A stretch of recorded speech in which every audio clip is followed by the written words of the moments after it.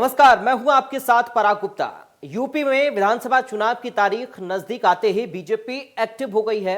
एक तरफ जहां सीएम योगी लगातार अलग अलग जिलों में पहुंचकर विकास परियोजनाओं का शिलान्यास और लोकार्पण कर रहे हैं, तो वहीं दूसरी ओर पूर्वांचल में बीजेपी के बड़े बड़े नेता जमीन पर उतरकर खुद जनता से संवाद स्थापित कर रहे हैं। पीएम मोदी खुद यूपी में जनता को विकास परियोजनाओं की सौगात दे रहे हैं और इन सब के बीच बीजेपी में विधानसभा चुनाव को लेकर बैठकों का दौर भी जारी है।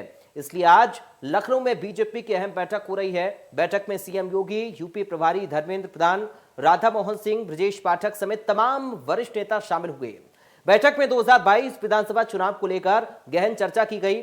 सीएम ने बीजेपी पदाधिकारियों से कहा कि वे जनता के बीच जाकर सरकार की उपलब्धियां बताएं। सीएम योगी आदित्यनाथ ने साफ कहा कि जनता के बीच विकास की परियोजनाओं की बातों को पहुंचाना ही होगा, क्योंकि बीजेपी अब तक ये दावा करती रही है कि 2017 में सरकार बनने के बाद गरीबों के लिए काम किया, जीवन को और उनके बेहतर बनाया गया।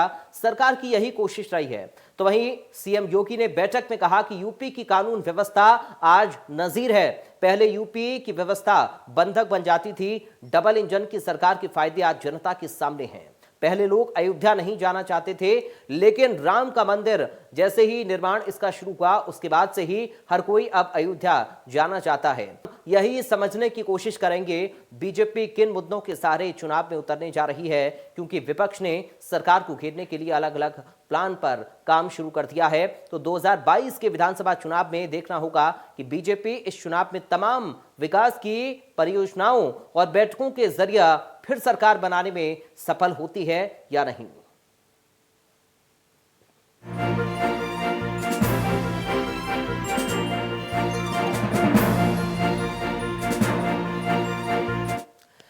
वहीं बैठक में बीजेपी नेताओं का क्या कहना है और कांग्रेस बीजेपी पर निशाना साधा, सुनिए।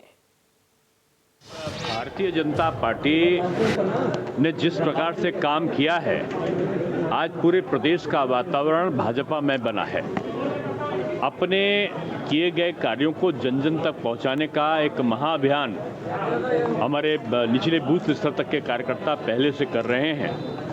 किस जिले में कौन से कार्यक्रम संपादित हों, जहां हम लोग इनका निर्णय करते हैं, वहीं विभिन्न जगहों पर प्रदेश में 6 अलग अलग जगहों पर यात्राएं निकलनी हैं और यात्राओं में सारे हमारे वरिष्ठ नेता जो प्रदेश के हैं और तमाम और नेतागण वो नेतृत्व करेंगे सभी जगहों पर। और अभी आज माननीय प्रदेश अध्यक्ष जी ने यही तय किया है कि यहाँ की जो यात्राएं हैं 6 जगह की यात्राएं निकलेंगी और सरकार ने जिस प्रकार से काम किए हैं उनको जन जन तक पहुँचाने का अभियान लगा है। हमारे सभी नेताओं के अलग अलग दौरे लगे हैं और सभी नेता अलग अलग जिलों में जा रहे हैं। 2017 में बड़े बड़े वादे किए थे बीजेपी ने। 70 लाख नौकरियां देंगे, अपराध रोकेंगे, भ्रष्टाचार रोकेंगे। अपराध के साथ सब बढ़ता चला गया। बेरोजगारी 45 साल में सबसे ज्यादा, लोगों की आय घटकर आधी रह गई और महिलाओं पर जो अत्याचार हुआ वो सभी ने देखा है। कांग्रेस पार्टी ने जो प्रतिज्ञाएं उत्तर प्रदेश के नौजवानों के लिए ली हैं, 20 लाख नौकरियों की, किसानों की कर्ज माफी की ली है, महिलाओं को स्मार्टफोन, स्कूटी और सरकारी बस में मुफ्त यात्रा, आशा बहू और आंगनवाड़ी कार्यकर्त्री को 10,000 मानदेय, इससे उत्तर प्रदेश में खुशहाली आएगी। भाजपा के चिंतन और बैठक से कुछ होने वाला नहीं।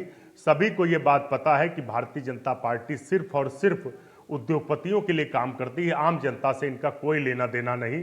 2022 में प्रदेश की जनता इनको सत्ता से बाहर करने जा रही है। तो आपने सुना, बीजेपी और कांग्रेस पार्टी अपनी अपनी तैयारी में जुटी हैं। दरअसल बीजेपी का यह दावा है कि 2017 के बाद से विकास के काम प्रदेश में हुए हैं और बीजेपी सरकार ने गरीबों के लिए, उनके उत्थान के लिए, उनके विकास के लिए काम किया है। प्रदेश को आगे बढ़ाने के लिए बीजेपी की सरकार ने काम किया है। लेकिन इससे उलट कांग्रेस पार्टी का यह सीधा आरोप है कि इस बार कांग्रेस पार्टी जो मुद्दे उठा रही है वो बहुत ज्यादा अहम है, क्योंकि 2017 के बाद से कोई काम विकास का प्रदेश में नहीं हुआ। महंगाई, बेरोजगारी, इन तमाम मुद्दों को लेकर कांग्रेस बीजेपी की सरकार को घेर रही है और साथ ही कई ऐसे मुद्दे भी उठाए जा रहे हैं जिन पर सरकार की ओर से भी जवाब दिया जा रहा है। आरोप प्रत्यारोप, वार पलटवार लगातार सत्ता पक्ष और विपक्ष के बीच चल रहे हैं। समाजवादी पार्टी अपनी तैयारी, बीएसपी अपनी तैयारी कर रही है, आम आदमी पार्टी भी अपनी तैयारी, यानी कि इस बार बड़ा ही दिलचस्प मुकाबला उत्तर प्रदेश में देखने को मिल सकता है। 2022 के विधानसभा चुनाव में 2017 के बाद से बीजेपी की सरकार ने जिन योजनाओं को चलाया, जिनको आगे बढ़ाया या जो भी कार्य किए अपने कार्यकाल में, उन सभी का बखान इस वक्त बीजेपी के नेता भी कर रही हैं।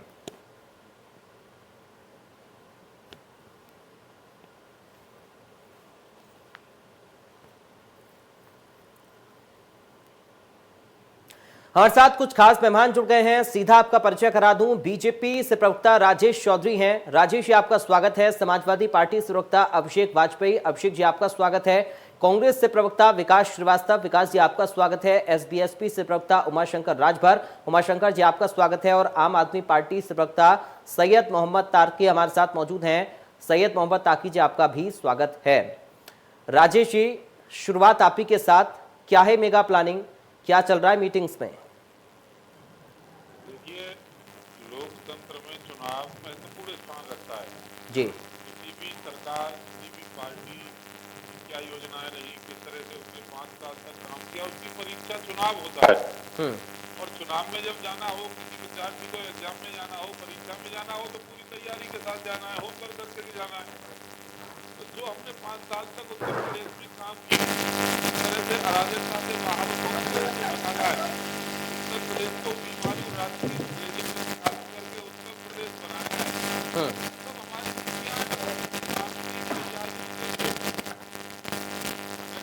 को मजबूत करते हुए हम लोग चुनाव के मैदान में जा रहे हैं जी। और दोबारा से योगी जी के नेतृत्व में दोबारा से कमल खिलने वाला है और योगी जी मुख्यमंत्री इस प्रदेश के बनने वाले हैं। इसी तैयारी पर संगठनात्मक हमारी गतिविधियां हैं। हमारे प्रभारी धर्मेंद्र प्रधान जी, माननीय मुख्यमंत्री जी, प्रदेश अध्यक्ष जी, डिप्टी सीएम, दोनों सब लोग मिलकर के योजना बना रहे हैं। और संगठन हमारा जो मजबूत है, हर बूथ तक हमारा जो कार्यकर्ता है, हर बूथ तक हमारी जो कार्यकारिणी है, कार्यकर्ता के दम पर हम चुनाव में जा रहे हैं और विजय श्री को वरण करेंगे। ठीक है। अभिषेक वाजपेयी साहब, क्या कुछ तैयारी चल रही है आप लोगों की? देखिए, बीजेपी लगातार बैठकों पर बैठकें कर रही है। देखिए, हम बैठक नहीं करते हैं, हम जमीन स्तर पे जाकर के काम करने वाले हैं। अभिषेक जी, माफी के साथ आपको रोक रहा हूं, उससे पहले मैं आप सभी से अपील करना चाहूंगा, अगर आपके पास कहीं पर भी कोई स्पीकर ऑन है तो प्लीज उसे ऑफ कर लीजिए। अभिषेक जी, आप अपनी बात रखिए। अब जी, एक बार फिर से अपना प्रश्न दोहराएंगे, क्या कह रहे हैं? अभी आपने क्या कहा? मैं एक बार फिर से सभी से कहना चाहूंगा कि अगर स्पीकर ऑन है आप लोगों के पास कहीं पर भी तो प्लीज उसे ऑफ कर लीजिए, आवाज में डिस्टरबेंस हो रहा है। और अभिषेक जी, आपका सवाल मेरे से वही, आपसे मेरा सवाल वही है, क्या कुछ तैयारी आप लोगों की है? देखिए, बीजेपी लगातार बैठकें कर रही है, अपनी रणनीति मजबूत कर रही है और बीजेपी तो ये कहते हैं कि हम तो हमेशा सक्रिय रहते हैं। आप लोगों की क्या कुछ प्लानिंग इस बार है? सबसे बड़ी बात यह कि हम जो है, हम जमीन पे उतर करके काम करते हैं, मीटिंगें नहीं करते। हम दिखाने के लिए मीटिंग नहीं करते और हमारे पास काम करने के लिए बहुत सारे हैं, क्योंकि हमारे पास जनता के मुद्दे, हम जनता के मुद्दों पर सीधा बात करते हैं। आपको याद दिला दूं कि आदरणीय प्रधानमंत्री श्री मोदी जी और प्रदेश के मुख्यमंत्री जी की नीतियों की वजह से आज प्रदेश यहाँ पे पहुंच चुका है। पूरे देश के आंकड़े में भी आपको याद दिला देता हूँ, तकरीबन 9,52,875 लोगों ने आत्महत्या कर ली है। हाँ। जिसमें से गृहणियां जो थी, एक सिर्फ तंग की वजह से 1,52,127 लोगों ने आत्महत्या कर ली। गृहणियों में बता रहा हूँ। डेली वेजेस में 1,93,795 लोगों ने आत्महत्या कर ली। खेती और जो मजदूर थे 35,122 लोगों ने आत्महत्या कर ली। किसान जो थे 78,303, बेरोजगार जो थे 86,000 से ऊपर और छात्र जो थे तकरीबन 70,000 से ऊपर। लेकिन एक चीज आप और देखिए, अभी 19 नवंबर को एक आंकड़ा जारी हुआ था जिसमें प्रदेश में 274 छेड़खानी के मामले दर्ज हुए थे और 398 आरोपी जो जेल भेजे गए थे। आप समझ सकते हैं कि 73 मामले जेल डिस्टर्ब आ रहा है बीच में रेप के दर्ज हुए थे। अभिषेक जी, आपको मैं थोड़ा सा रोक रहा हूं यहाँ पर। अभिषेक जी, मैं थोड़ा सा रोक रहा हूं, मुझे लगता है कि आप ही के यहाँ शायद ऑफिस में आपकी टीवी का वॉल्यूम ऑन है या कहीं पर स्पीकर ऑन है, तो प्लीज उसे बंद करिए। आप सभी से मैं कहना चाहूंगा, क्योंकि आप लोगों की आवाज ठीक से नहीं जाएगी बाकी लोगों के पास अगर स्पीकर ऑन रहेगा या टीवी ऑन रहेगा तो। अभिषेक जी कंप्लीट करिए आप। जी, तो आप ये जो मैंने जो आंकड़ देखिए, मैं आंकड़ों पे बात करता हूँ, मैं आंकड़ों पे बात करता हूँ और आंकड़ों पर ही किसी पैनलिस्ट के यहाँ खुला हुआ है। ये नहीं, विकास जी कुछ कह रहे हैं क्या आप में से? मैं कह रहा सर हूँ किसी आवाज कहीं पैनलिस्ट डिस्टरबेंस के आ यहाँ रही है, टीवी खुला क्योंकि हुआ है। अभिषेक जी एक मिनट सर, अभिषेक जी आप जब भी बोल रहे हैं तो आपकी आवाज रिपीट हो रही है। क्या आपके पास स्पीकर या टीवी ऑन है, कुछ है ऐसा है सर? अभिषेक जी क्या आपके फोन का स्पीकर, लैपटॉप का या टीवी ऑन है सर? तो उसे ऑफ कर लीजिए। मैं दोबारा से कनेक्ट कर रहा हूँ, मुझे लगा कि डिस्टरबेंस था, मैं दोबारा से कनेक्ट कर रहा हूँ। नहीं, आपको दिक्कत नहीं है, किसी पैनलिस्ट के यहाँ टीवी खुला हुआ है। मैं सभी से एक बार फिर से अपील कर रहा हूं कि अगर टीवी की आवाज कहीं पर भी खुल रही है आप लोगों के पास तो प्लीज उसे ऑफ कर दीजिए। अभिषेक जी आप कंप्लीट करिए अपनी बात। सभी पैनलिस्ट अपना माइक ऑफ कर जी दें। अभिषेक जी आपके कंप्लीट अलावा। करिए आप। अभिषेक जी कंप्लीट करिए। अभिषेक जी आपको आवाज मिल रही है मेरी? अभी भी डिस्टर्ब है किसी के यहाँ। अभिषेक जी आपको मेरी आवाज मिल रही है? चलिए लगता है उन तक आवाज नहीं जा रही है। विकास श्रीवास्तव जी आप मेरी आवाज सुन रहे हैं? जी हाँ, सुन रहा हूँ। ठीक है विकास जी आप बताइए सर, इस बार महिलाओं को बहुत ज्यादा तवज्जो दिया जा रहा है कांग्रेस पार्टी में। प्रियंका गांधी कह रही हैं कि हम महिलाओं की भागीदारी बढ़ाएंगे। क्या कुछ खास ऐसे मुद्दे हैं आप लोगों के पास जो कि आप गिना सकें इस बार चुनाव में? देखिए, किसानों को उनकी उपज का उचित मूल्य अभी तक केंद्र की मोदी सरकार ने वादे तो देंगे पर दिया नहीं जी। इसलिए सबसे प्रमुख मुद्दा है कि धान और गेहूं का 2500 रुपए जो प्रति क्विंटल के हिसाब से मिलना, ये प्रमुख मुद्दा है। दूसरा, अपनी बेटियों को स्वाभिमान, सुरक्षा और उनके सशक्तिकरण को महत्व दे रहे हैं कि जितनी इंटर पास लड़कियां उनको स्मार्टफोन, क्योंकि अभी जो कोरोना काल में शैक्षणिक जो व्यवस्था में दिक्कतें आई, सरकार ने इंटरनेट फ्री देंगे, मोबाइल देंगे, पर वो नहीं पाई। वो वादा हमने किया है कि हम सरकार में आते ही सबसे पहले इस मुद्दे पर काम करेंगे। बेटियों को स्मार्टफोन, ठीक है, बेटियों को हम इसमें इलेक्ट्रॉनिक स्कूटी देंगे जी। इस तरीके से तमाम सारे संविदा कर्मचारी हैं उनको नियमितीकरण की बात हो रही है। आटा बहु है उनको 10,000 रुपए देना है। और महंगाई की मार झेल रहे हैं जो कोरोना काल में जो परिवार थे, उनका बिजली बिल माफ कर देना है। और किसानों का जितना भी बकाया है उसका कर्जा माफ होना चाहिए। इस तरीके के तमाम सारे जो जन मुद्दे हैं उनको लेकर कांग्रेस पार्टी एक प्रतिज्ञाओं का एक पत्र लेकर निकली हुई है और जन जन से मिलकर मुलाकात कर रही है और अपनी बात कर रही है और उनकी बातें सुन रही है, उनके मुद्दों को अपने मैनिफेस्टो में ऐड कर रही है। ठीक है, उमाशंकर राजभर साहब, आपसे मैं समझना चाह रहा हूं कि आप लोगों की जो मुद्दे रहे उसी को लेकर आप लोगों ने किनारा भी किया सरकार के साथ से। अभी क्या इन्हीं मुद्दों के सारे आप लोग उतर रहे हैं और क्या कुछ कंबाइंड एजेंडा आप लोगों का और समाजवादी पार्टी का रहेगा? पराग जी, हमारे नेता माननीय प्रसाद राजभर जी जब इनके साथ में थे भाजपा के, तभी जो गरीबों का मुद्दा होता था, बेरोजगारी का मुद्दा होता था, उस मुद्दे पे सड़क से लेकर के सदन तक बात को उठाते थे। और भाजपा के विकास की बात कर रहे हैं, भाजपा ने विकास किया है। कानून व्यवस्था के बारे में किसानों को उन्होंने विकास किया है। और महंगाई को लेकर के जो पब्लिक को परेशान करने के लिए टमाटर को लेकर के चाहे कड़ुआ तेल हो, सबका दाम बढ़ाने का विकास किया है। और जितनी परेशान कब्जे से बात हुई है, सबका पेपर लीक कराने में विकास किया है। तो बाबा जी तो उत्तर प्रदेश में विकास कर दिए हैं, तो भाजपा को विकास करने के लिए कुछ रहा नहीं है। और यही हालत है पराग जी कि आज नीति आयोग के सर्वे में गरीब प्रदेशों में उत्तर प्रदेश की गिनती तीसरे स्टेट में है, यानी गरीबी में भी सबसे आप विकास कर दिए हैं। तो बाबा जी तो गरीबों को, नौजवानों को, बेरोजगारों को, महिलाओं को, दलितों और अल्पसंख्यकों को मारने का ही काम किए हैं। और व्यापारी अगर कहीं उत्तर प्रदेश में घूम रहा है तो पुलिस वाले इतना विकास किए हैं कि व्यापारी का गला घोट के मार सकते हैं। चलिए, इतना ज्यादा विकास हो गया इस सरकार में। ठीक है, तो यह तो सरकार 22 में पराग जी जाने वाली है। जनता भी इनका इंतजार कर रही है कि माननीय विधायक जी तो हम आपका विकास दिखाते हैं। चलिए, अपने ठीक है, सालों में क्या विकास किया है, ठीक है। अब ठीक है अभिषेक, मैं आपके पास आ रहा हूँ, आप ही के पास आऊंगा, थोड़ा सा रुक जाइए। सैयद मोहम्मद ताकी साहब, मैं समझना चाह रहा हूं कि जो आम आदमी पार्टी अपने दिल्ली मॉडल को पेश करती है और जो मुफ्त वाली चीजें आप लोग लेकर आते हैं वो तो कांग्रेस पार्टी जिक्र कर रही है इस बार। देखिए आपका एजेंडा हत्या लिया कांग्रेस पार्टी ने, आप लोग क्या करेंगे अब? देखिए, अगर आम आदमी पार्टी ने कोई बात की है और लोग उसको अडॉप्ट कर रहे हैं, हाँ। तो ये हमारे लिए गर्व की बात है। आम आदमी पार्टी ने, अरविंद केजरीवाल ने अपना दिल्ली का मॉडल पेश किया।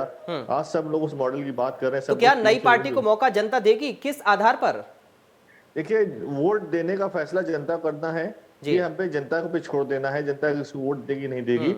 लेकिन हम जनता से जो बात कर रहे हैं, जो हमने वादे किए हैं, आज से 7 साल में आम आदमी पार्टी ने जो भी जनता से वादे किए हैं, वो सारे वादे हमने जमीन पर उतारे, वो सारे वादे हमने करके दिखाए हैं। और हमेशा हम कहते आए हैं, अरविंद केजरीवाल जी कहते रहे आए हैं कि सरकार के पास बजट बहुत है, लेकिन सरकार की नीयत ठीक नहीं है। अगर सरकार की नीयत ठीक हो, सरकार सही से काम करे, तो जनता को बहुत फायदा हो जाएगा। और जो कुछ भी हम कर रहे हैं, जो भी लोकतांत्रिक व्यवस्था हमने बनाई है, कि जो कुछ भी डेमोक्रेसी कर रहे हैं, ये हमने जनता के लिए बनाई। जनतंत्र है ये, यहाँ मन की बात करने की जरूरत नहीं है, यहाँ जन की बात करने की जरूरत है। जन को आपस में जोड़ना है और जन से पूछना है। कई बार ऐसा हो रहा है चुनाव के बाद, चुनाव से पहले जनता बहुत याद आ रही है सरकार, योगी सरकार को, बीजेपी को। बड़े बड़े वादे कर रहे हैं, कुछ चीजें जल्दी जल्दी करे दे रहे हैं, कुछ चुनाव सर पे आने वाले हैं। यही बीजेपी जब युवा रोजगार मांग रहे थे तो उनके सर फोड़े जा रहे थे, उन पर लाठीचार्ज किया रहे थे, बच्चों को मारा जा रहा था। अब ये सरकार कह रही है कि वो रोजगार देगी। उस समय कहाँ थी जब सरकार पूर्ण बहुमत में थी? 300 ज्यादा सीटें इनकी पूरी ताकत केंद्र सरकार है। उस वक्त ये बीजेपी सरकार रोजगार क्यों नहीं दे पा रही थी? अब चुनाव पास आ रहा है, वोट चाहिए, जल्दी जल्दी वादे कर लो, किसान बिल भी वापस ले लो। ठीक है, यानी हम अगर देखें तो लगभग सेम मुद्दे हैं सर। रोजगार हो गया, विकास हो गया, शिक्षा हो गया, महिलाओं की सुरक्षा हो गया। योगी जी ने 800 किसानों को जेल भेजा है परोली जलाने में। 800 किसानों को, और कुछ किसान के डर के मारे उनकी डेथ भी हो गई उसमें। लेकिन हमारे अरविंद केजरीवाल ने एक भी किसान को, हमेशा तक किसी किसान को जेल नहीं भेजना है। हमने पूछा सर, दिल्ली की परिस्थितियों में और उत्तर प्रदेश की परिस्थितियों में अंतर है, इस बात को आप समझिए। इस पर मैं लौट कर आऊंगा आपके पास। दिल्ली में भी ताकि साहब थोड़ा सा रुक जाए प्लीज। देखिए सभी और भी लोग हैं, थोड़ा सा रुक जाइए, लौट कर आपके पास में आऊंगा। अभिषेक जी की बात अधूरी रह गई थी। अभिषेक जी आप अपनी बात पूरी करिए, उसके बाद राजेश चौधरी जी मैं आपके पास आऊंगा, सबका जवाब दीजिएगा। अभिषेक जी कंप्लीट करिए। अभिषेक जी। हाँ जी, देखिए सबसे बड़ी चीज ये है कि हमें ये समझना पड़ेगा कि आज उत्तर प्रदेश कहाँ पहुंच गया है। कि विकास की लोग जो बात करते थे, आज विकास से कोसों दूर हो गया उत्तर प्रदेश।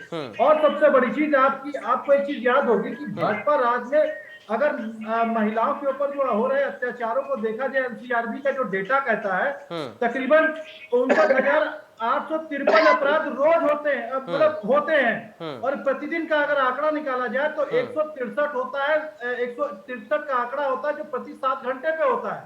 तो आप समझ सकते हैं कि महिलाएं सुरक्षित नहीं है। बाबा जी रोज बोलेंगे कि महिलाएं सुरक्षित है, रात में 12 बजे निकलेंगी, 1 बजे निकलेंगी।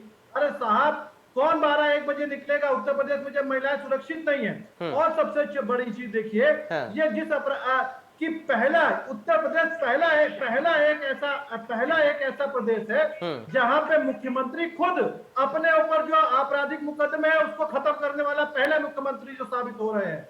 दूसरी बात, नंबर तीसरी चीज, 114 विधायक जो है उनके ऊपर आपराधिक मुकदमे दर्ज हैं। उनके ऊपर कितनी कार्रवाई हुई आज तक? ठीक है, आप अपराध की बात करते हैं तो कहां पे अपराध में ठहर रहे हैं? ठीक है अभिषेक जी, मैं चाहूंगा आप जवाब ले लेते हैं राजेश चौधरी साहब से, क्योंकि सभी ने लगभग सेम आरोप लगाए हैं। बेरोजगारी की हम बात करें, महिलाओं की सुरक्षा की बात करें, हम इन तमाम मुद्दों की बात करें, शिक्षा की, रोजगार की, किसानों की, सारे मुद्दे आप लोग उठा रहे हैं। राजेश जी मैं चाहूंगा एक एक करके सबका जवाब दें, और सभी से मैं ये भी उम्मीद करूंगा कि सभी लोग ध्यानपूर्वक सुने और उसके बाद अपनी बारी पर ही बोलें। राजेश जी। देखिए, मैं समाजवादी पार्टी के प्रवक्ता मित्र हैं, उनकी बात पूरी गौर से सुन रहा था। उन्होंने बहुत सारे आरोप हमारे ऊपर लगाए। मैं बता देना चाहता हूं, अखिलेश यादव के कारण से आज तक समाजवादी पार्टी का एक एमएलए नहीं जीत करके आया जी। 2012 में मुलायम सिंह जी के कारण से सरकार बनी, और 2012 के बाद 2014, 2017, 2019, 2021 परिणाम सामने है। ये कभी जनता के बीच जाते नहीं, राजा के पुत्र हैं, राजमहलों में रहते हैं। जब चुनाव आ गया सर पे, 4.5 साल बाद जब निकल करके गए गांव में, यात्रा निकाली तो देखा जमीन तो खिसक गई है जी। सॉरी, मुलायम सिंह जी ने जो फसल बोई थी वो तो कट गई, बर्बाद हो गई है। तो ये अब जो है बौखला रहे, बात कर रहे हैं अपराध की। समाजवादी पार्टी के मुंह से अपराध की समझ में आती है बात। मुख्तार अंसारी को कौन बढ़ावा देता है? दुनिया जानती है कितना बड़ा माफिया है। जब पंजाब से योगी सरकार उसको लेके आ रही थी तो खड़ा नहीं हो पा रहा था, डर से कांप रहा था, भय से। और अतीक अहमद दुनिया जानती है अपराधी है। आजम खान कितना बड़ा अपराधी है, आज जेल के सीकचों के अंदर। लेकिन राजेश सब लोग सिसक ये रहे। जो मेरी आपने बात पूरी होने दीजिए जी, हाँ, मेरी बात पूरी होने दीजिए। हाँ, थोड़ा विकास पर भी बोलिए ना सर, विकास जनता सुनना चाहती है विकास पर उधर सर। आने क्योंकि आप जिन विकास को गिनवा रहे हैं उन्हीं विकास को उल्टा साबित कर रहा है विपक्ष आपका। प्लीज मुझे बोलने दीजिए ना सर। अभिषेक जी थोड़ा सा रुक जाइए आप, अभिषेक जी, राजेश जी बोलेगा, अभिषेक जी थोड़ा रुक जाइए, पूरा रुक जाइए, कंप्लीट हो जाए। हाँ, मेरी भी जिम्मेदारी है मैं सबका जवाब दूं। अभिषेक जी थोड़ा सा रुक जाइए सर, अपनी बारी का इंतजार करिए, राजेश जी की बात कंप्लीट होगी उसके बाद में आपके पास आऊंगा। राजेश जी अपनी बात पूरी करिए आप। समाजवादी पार्टी के शासन में यदि मोटरसाइकिल भी चोरी होती थी ना तो दरोगा इंतजार करता था कि 5-7 हो जाए तो एक FIR काटूंगा। ये हालत उस समय की थी। और आज ये बात कर रहे थे किसानों की, मजदूरों की आत्महत्या की। कोरोना काल में जो हुआ है ना, हर किसान के, हर मजदूर के खाते में उत्तर प्रदेश सरकार ने पैसे देने का काम किया, हर घर में राशन देने का काम किया। आज भी केंद्र की सरकार, मोदी जी की सरकार, उत्तर प्रदेश सरकार अलग से राशन दे रही है, गेहूं दे रही है, चावल दे रही है, दाल दे रही है, तेल दे रही है। हर तरह की व्यवस्था हम कर रहे हैं गरीब की। और कांग्रेस के प्रवक्ता भी बोल रहे थे, 2017 में नारा दिया था, यूपी के 2 लड़के अखिलेश यादव, राहुल गांधी आकर के अखिलेश यादव की साइकिल के कैरियर पे बैठ गए थे। चकनाचूर कर दी जनता ने, साइकिल के परखच्चे उड़ा दिए, कहाँ हैंडल गया, कहाँ पहिए गए, कहाँ चेन गई, कुछ नहीं पता। आज पंचर पड़ी हुई है, फैली पड़ी है, ये स्थिति है। और आम आदमी पार्टी वाले भी प्रवचन कर रहे थे। आम आदमी पार्टी देखिए 40,000 का इन्होंने कैप्सूल बनाया पराली का। पहली बात तो मैं जवाब दे रहा हूँ कि पराली अभिषेक जी थोड़ा रुकना होगा प्लीज, बीच में नहीं। अभिषेक जी रुक जाइए प्लीज, राजेश जी कंप्लीट करिए, राजेश जी आप कंप्लीट करिए। मुकदमा पराली का उत्तर प्रदेश में नहीं लिखा गया है, कहीं दूसरे राज्य में घूम करके आए होंगे। और पराली का एक कैप्सूल बनाया इन्होंने, पराली नष्ट करने वाला, उसके प्रचार में 16 करोड़ खर्च कर दिए। 40,000 का कैप्सूल बनाया अरविंद केजरीवाल की ब्रांडिंग के लिए, 16 करोड़ खर्च करके। दिल्ली में कौन से किसान रहते हैं जी, जरा बताओ ना। दिल्ली कृषि बाहुल्य क्षेत्र है क्या? तो ये सब आपको यही नहीं मालूम, ये सब जो है ये सब झूठे फरेबी लोग हैं। और सबसे ज्यादा भ्रष्टाचार तो दिल्ली के अंदर है। ठीक है राजेश जी, ज्यादा भ्रष्टाचार आपको आज इन्हीं के राजेश जी कंप्लीट पंजाब करिए। को क्या किस तरह से बर्बाद करने पर तुले हुए, ये सब बेनकाब कह रहे हैं। और हमने विकास किया है, आज हम एयरपोर्ट बना रहे हैं, आज हमने एम्स का निर्माण किया है, आज हमने रोडों का निर्माण किया है, आज हमने किसान का कल्याण किया है, युवाओं को रोजगार देने का काम किया है।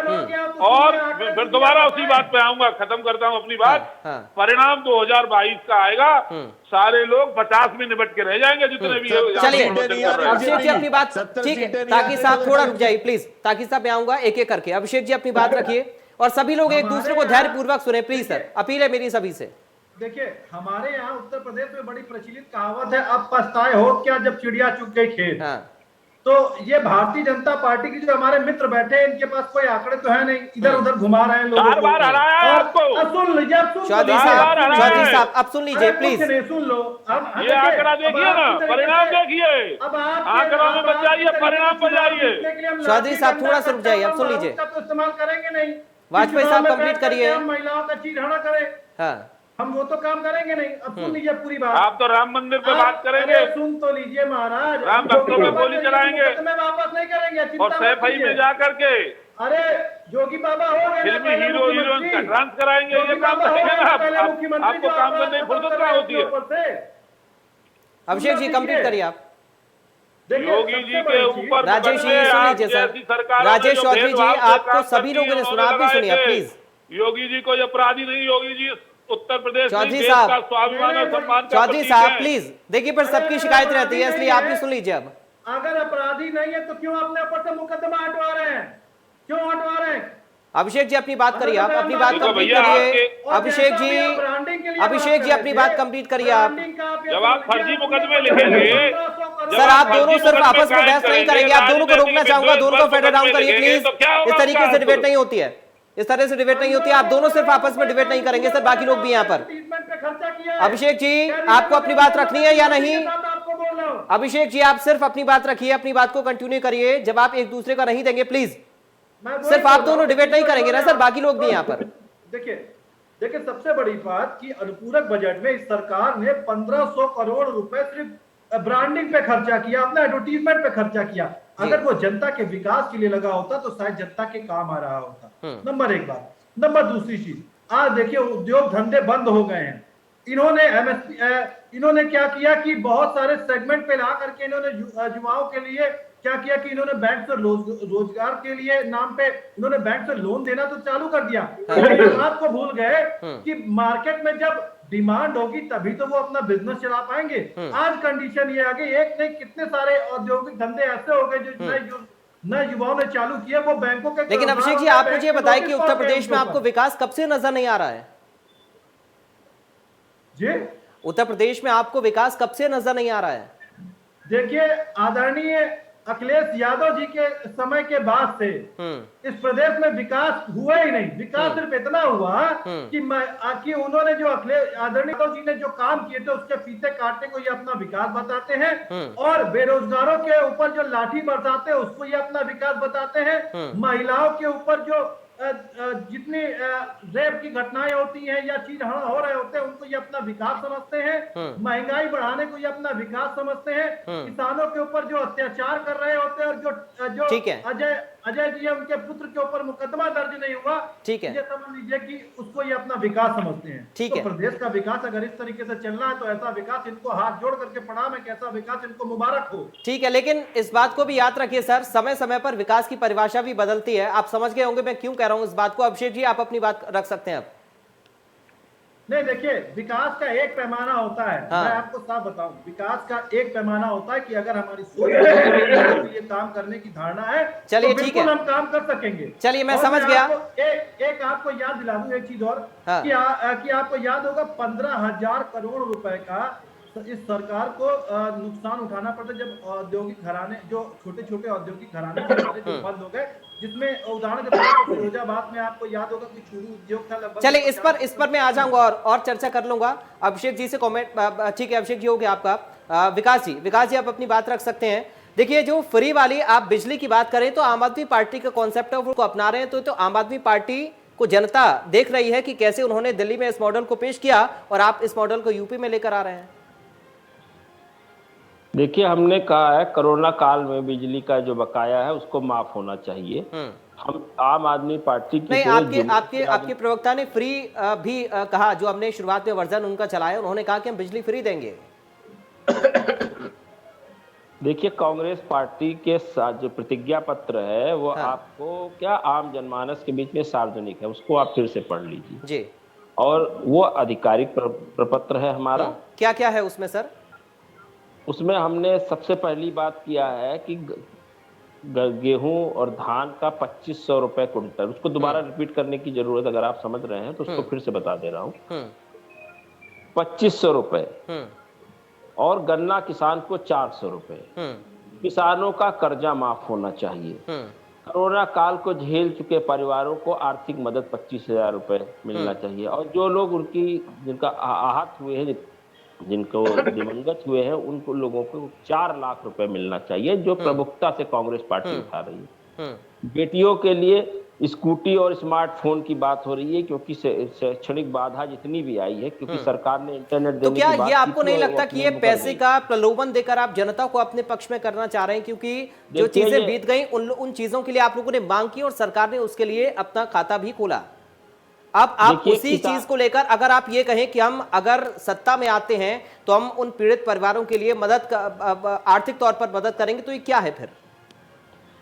700 से ज्यादा किसानों की शहादत के बाद उनकी जमीन हड़पने वाला और उनकी उपज को हजम करने वाला जो षड्यंत्र भारतीय जनता पार्टी की मोदी सरकार ने किया था, अब आप किसान पर आ गए। विफल किया है, उसको विफल किया गया है। और किसान ही इस देश की आत्मा है और इस देश का करता धरता है। चलिए, ठीक है। भारतवर्ष की अर्थव्यवस्था को सबसे ज्यादा सुदृढ़ करता है कृषि।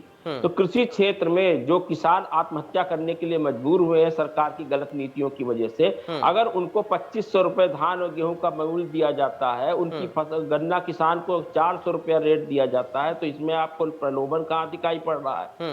बेटियों को स्मार्टफोन और नेट देने की बात योगी सरकार भी कर चुकी है, पर झूठ बोला कि 4.5 साल बीतने जा रहे हैं और अभी तक कुछ नहीं। 4.5 साल क्या, 3 महीने 4 महीने बचे हैं चुनाव में।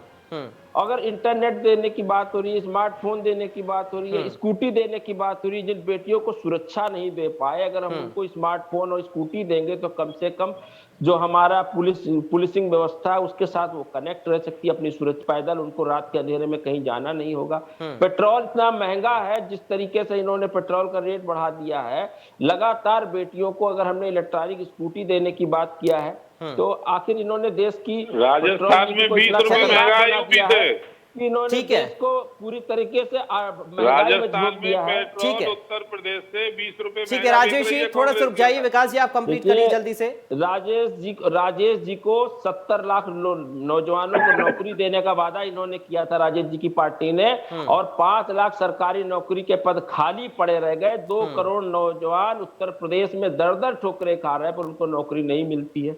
17 परीक्षाओं का करीब इन्होंने पर्चा लीक करा दिया। एक सोची समझी षड्यंत्र के तहत शिक्षा, रोजगार, किसान, स्वास्थ्य, महिला सुरक्षा, महिलाओं का उत्थान, नौकरी नहीं देना है। ठीक है, यही मुद्दे है ना।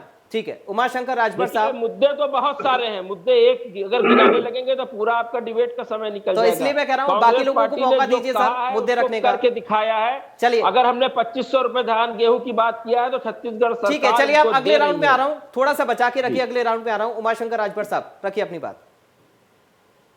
पराग जी, जो भाजपा के एक्चुअली में मैं आपको बता दूं, उत्तर प्रदेश में विकास की परिकल्पना लाने वाले अगर कोई है तो माननीय अखिलेश जी हैं, जो स्वास्थ्य के क्षेत्र में 108 नंबर एम्बुलेंस चलाए, जो गरीब महिलाएं डिलीवरी के लिए गांव में सड़क पे खड्डे थे, सड़क पे ही, रोड पे ही डिलीवरी हो जाती थी। आज 108 नंबर से फोन करिए, घर के दरवाजे पे आपका स्वास्थ्य एम्बुलेंस चलाया जाता है। और दूसरी बात, जो दलित समाज है, अति पिछड़ा समाज है, जो हमेशा मारी मारा करता था, जिसके लिए कानून व्यवस्था बिगड़ती थी, आज 100 नंबर का अगर काम राजभर साहब, समय के साथ आपका सारांश भी बदल रहा है, मुझे ऐसा लग रहा है। नहीं, सुनिए पराग जी, सारांश नहीं, मैं तो कह रहा हूँ काम के अगर परिकल्पना लाए तो माननीय अखिलेश जी लाए, उतना काम किसी ने नहीं किया। लेकिन यह भाजपा के मित्र जो है, बाबा जी कह रहे थे कि अखिलेश जी को लाया गया जो है क्योंकि लड़ा गया मुलायम सिंह के नाम पे। लेकिन उनको पूछिए कि उत्तर प्रदेश में 17 का चुनाव हम किसके साथ लड़े थे? हम स्वामी केशव प्रसाद मौर्य के नाम पे लड़े थे, पिछड़े के नाम पे लड़े थे। लाया किसको गया? उत्तराखंडी को लाया गया, और केशव मौर्य को क्या बनाया गया? शिकंडी बनाया गया। अब आप लड़ाई करवा रहे हैं सर, अब आप अलग हो गए तो लड़ाई भी करवाएंगे क्या राजभर साहब? अब आप अलग हो गए तो लड़ाई तो मत करवाइए कम से कम। अरे लड़ाई पिछड़े में जो बंटवारा करने का काम अगर किया इन्होंने किया कि आपका जो आरक्षण ओबीसी का है, यह पिछड़ा समाज। चलिए, यानी आपका जो मुद्दा था और जिन मुद्दों को लेकर आप अलग हुए थे, उन्हीं मुद्दों के साथ आपने समाजवादी पार्टी की विचारधारा के साथ आगे बढ़ने का फैसला लिया है।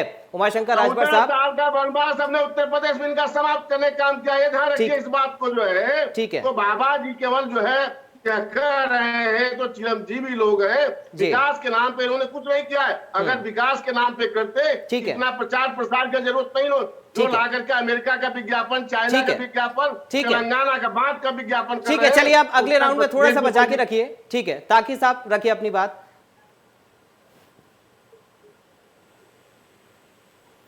ताकि साहब आपकी आवाज नहीं आ रही है, अनम्यूट करिए। मैं कहना चाह रहा हूँ, जिन लोगों ने भगवान राम को नहीं छोड़ा है, भगवान राम के नाम पे हजारों करोड़ों के घोटाले कर दिए, चंदा खा गए, चंदा चोरी हो गई, चंदा चोर लोग, और जो भगवान राम की जन्मभूमि के नाम पे करोड़ों पे घोटाले कर रहे हैं, वो लोग जनता का क्या भला कर सकते हैं? उनको सिर्फ लोगों को वर्गराना, डराना आता है। सबसे ज्यादा किसान भी 800 किसानों को परवली जलाने के मामले में योगी सरकार ने जेल भेज दिया, और वही भाजपा कह रही है। लेकिन बीजेपी तो ताकि साहब ये कह रही है ना कि जब पहले राम का मंदिर नहीं बना, जब उसका निर्माण कार्य शुरू नहीं हुआ, उससे पहले विपक्षी पार्टियां इसका विरोध करती थी, और जब देखिए फैसला हो गया और जब मंदिर का निर्माण शुरू हो गया, तो अब बीजेपी को ही घेरने की प्लानिंग विपक्षी पार्टियां कर रही हैं। देखिए, भारतीय जनता पार्टी के कहने और कथन में बहुत फर्क है। भारतीय जनता पार्टी को ये गलतफहमी हो गई कि भगवान राम को उन्होंने खोजा है।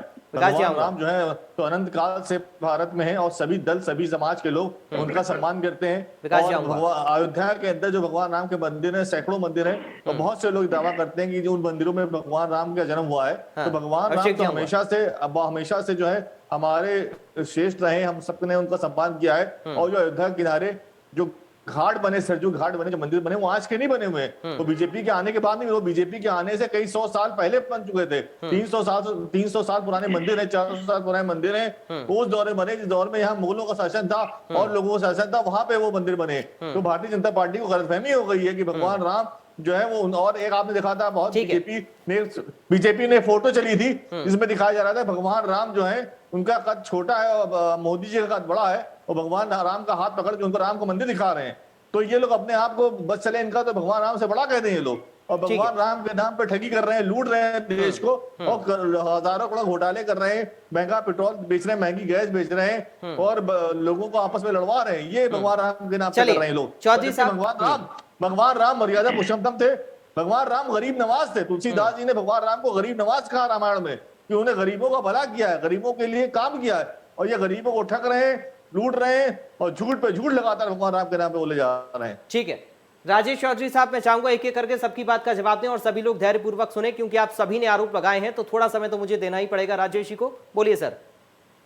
देखिए, लॉ एंड ऑर्डर की बात कर रहे थे समाजवादी पार्टी के प्रवक्ता। संक्षेप में सर, बहुत छोटा छोटा। इनका छोटा ही बोलूंगा, आप चिंता मत करिए, इतना समय तो लूंगा ना जितना चारों ने लिया है। सर बोलिए, लोगों की बात का जवाब देना है ना भाई। बोलिए। इनके शासन में 360 दंगे हुए थे उत्तर प्रदेश के अंदर। आजम खान खुद दंगे कराते थे, एक दंगा हुआ क्या? आज अपराधी हाथ ऊपर करके थाने में आकर के कहता है भाई दरोगा जी मुझे गिरफ्तार करके जेल भेज दो। ये भय कायम किया है उत्तर प्रदेश की सरकार ने। 150 अपराधी पुलिस मुठभेड़ में मारे गए। अभिषेक जी आऊंगा। 1500 से अधिक अपराधी जेल के अंदर हैं। ये हमारा शासन है। और कांग्रेस के बात कर रहे थे पेट्रोल डीजल के भाव की, भाई जरा अशोक गहलोत जी को समझा दो। 17.5 रुपए महंगा डीजल बेच रहे उत्तर प्रदेश से, 20 रुपए महंगा पेट्रोल बेच रहे हैं, और स्कूटी लैपटॉप जो देने की बात आप कर रहे हो, पहले राजस्थान में बंटवा दो ना, वहां आपकी सरकार है। ठीक है, कंप्लीट करिए। वहां क्यों नहीं बंटवा देते हो? और बात कर रहे थे आम आदमी पार्टी के प्रवक्ता, अनेकों बार अरविंद केजरीवाल ने और मनीष सिसोदिया ने कहा कि जहां राम मंदिर बनना है वहां तो अस्पताल बनवा दो, राम का तो कोई अस्तित्व ही नहीं है। आज ये राम पर बैठ करके यहाँ प्रवचन कर रहे हैं। आज ये समय कम है, रुक जाइए भाई। मुसलमानों ने तोड़े, इस देश के अंदर जितना भी अत्याचार किया मुसलमानों ने किया, मुगलों ने मंदिर तोड़ने का काम किया है। औरंगजेब ने तोड़ा था। आपस में नहीं झगड़ना है, कोई दूसरा नहीं होता। कंप्लीट करिए राजेश जी। होगी चाहे काशी होगी चाहे वाराणसी होगी, मुगलों ने ही मंदिर तोड़े। सुनिए मेरी बात, हाँ कंप्लीट करिए। और दूसरी बात, एक हमारे उमाशंकर भाई कह रहे थे, तो मेरा कहना है ये चुनाव जाने किधर लुढ़क जाए। हमारे यहाँ कहावत है बेपैदे का लोटा, पता नहीं कितने लड़के के पैदा इनके अंदर है ही नहीं, और इनको बहुत गंभीरता से लेने की आवश्यकता नहीं है। इनको कोई बहुत आवश्यकता नहीं है गंभीरता से लेने की। तो ये फ्लॉप चेहरे हैं, ये सब न्यूज वालों की झालर है, इसके अलावा कुछ नहीं है। चलिए ठीक है, ठीक है। अभिषेक जी अपनी बात रखिए। एक एक फाइनल कमेंट बहुत जल्दी से। ताकि साहब मैं आ रहा हूँ, ताकि साहब प्लीज, राजेश जी ताकि साहब प्लीज सर, समय नहीं है, समय नहीं है, please sir please, Rajesh ji please, Rajesh ji please, अब समय नहीं है। अभिषेक जी एक फाइनल कमेंट बहुत जल्दी से, छोटा छोटा संक्षेप में फाइनल कमेंट, ताकि साहब मैं बाद में आपके पास नहीं आ पाऊंगा फिर, प्लीज। बड़ा दर्द हो रहा होगा आपके मन में कि राम मंदिर क्यों बन रहा है। राजेश जी बड़ी पीड़ा हो रही होगी, अंदर का मुसलमान जाग गया ना, अपनी बात रखती है, अंदर का मुसलमान जाग गया ना। जाओ जरा माथा टेक के आओ, जब जानता हूं जाइए ना, जाओ सुन लीजिए साहब प्लीज। अभिषेक जी एक फाइनल कमेंट आपका चाहूंगा बहुत संक्षेप में। देखिए पराग जी, इस बात को समझना पड़ेगा कि ये वो लोग हैं जो बताते हैं कि हम हिंदू और मुस्लिमों में कोई भेदभाव नहीं करते हैं। तो आप इनकी बातों से ही समझ सकते हैं कि कितने बड़े झूठे हैं और कितने दोहरे चरित्र के लोग हैं। नंबर एक बात। नंबर दूसरी चीज, ये मुद्दों से बात नहीं करना चाहते, इन मुद्दों पे बात नहीं करना चाहते, ये दूसरे ही बातों में ताकि मुद्दों से राम मंदिर तो हमारे लिए का प्रश्न है, श्रद्धा का भाव प्रश्न है, मुद्दा नहीं है राम मंदिर। राम मंदिर से बड़ा मुद्दा कौन होगा भाई? अरे सुन तो लीजिए। कंप्लीट करिए अभिषेक जी, आप कंप्लीट करिए सर। मैं इससे ज्यादा समय नहीं ले पाऊंगा प्लीज। मुख्यमंत्री जी ने राजेश जी सर बीच में नहीं बोलिए। राजेश जी प्लीज सर, याद करिए ना वो समय आप।